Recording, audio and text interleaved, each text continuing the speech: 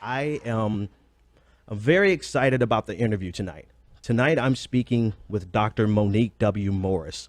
She is the author of the book Push Out, The Criminalization of Black Girls in Schools. Dr. Morris, Monique, thank you so much for joining us. How are you today? I'm doing well. Thanks for having me on. Oh, it's my pleasure. And thank you so much for making the time to be here with us. Um, well, first, let me just tell I know a lot of my audience, they are very informed and very involved. Many of them probably are. In fact, I learned about you from one of my audience listeners as well as one of my producers. They have both read your book. They both were blown away by the substance of the book. And my producer literally ran me down and said, you have to get her on the show because what she has to say is very important. And so I'm glad to have you and glad I have had a chance to read the book.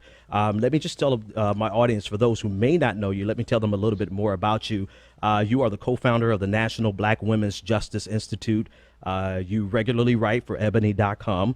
You have been working in areas of education, civil rights, and social justice for more than 20 years. And you're also the author of a book called Black Stats, and lives in the Bay Area with your husband and two daughters. You are a family woman. You are very busy, very professional. So thank you so much for being with us today. Of course. So let's jump right into the book. Yeah. I, I, I hate starting out with this general question, but I have to ask, what made you write this book and from the perspective that you wrote it from? Yeah. You know, officially, in all the promotional materials, the sort of standard way we approach that is that I started researching this book about 4 years ago.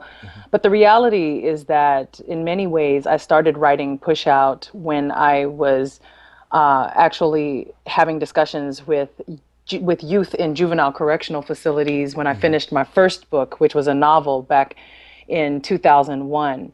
And in the course of having some of those conversations with young people who had been criminalized, it really occurred to me that we were not spending enough time really exploring the unique vulnerabilities of girls.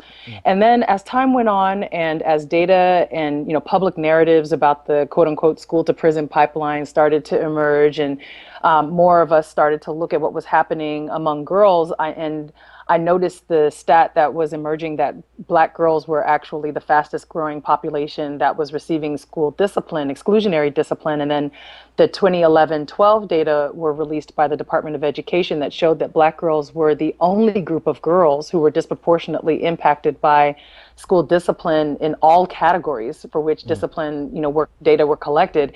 That's when it occurred to me that we really have to think about not just the statistics that signal to us that there's a problem, but we need to dig a little deeper and go right to the source, talk to the girls who have been experiencing these conditions and figure out how we're going to fix this with them.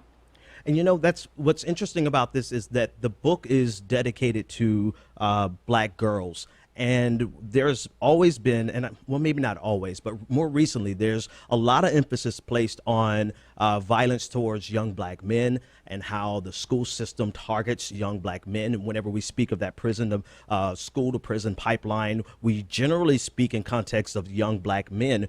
And you bring a light and shine a spotlight on young Black girls. Tell me why that is, and where do we fall short when we speak, even if we're speaking generally. Sometimes we exclude young Black women, young Black girls. Tell me where we fall short and what gap you're filling in this book. Yeah, thank you for asking that question, Benjamin, because I think in many ways we've inadvertently done two things. One is masculinize the experiences of girls by talking about the phenomenon of school to prison in ways that really favor the ways in which this plays out in the lives of men and boys, young men and boys.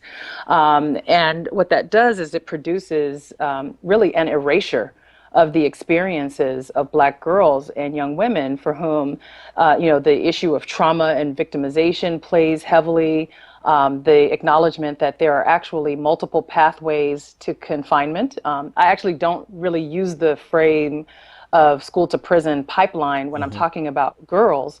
I talk instead about school to confinement pathways because I, number one, recognize that there are multiple pathways that lead girls to contact with the juvenile and criminal legal system, and that when we're talking about girls, we're not really necessarily only talking about prison, and we're not only necessarily talking about prison with boys either, but in the lives of girls, there are multiple ways of being confined. Girls are disproportionately placed in residential placements. They are assigned to other types of facilities that lead to surveillance in their lives or GPS monitoring of their behaviors in ways that still are a part of the criminal and juvenile legal system, but we don't capture it if our framework is so narrow.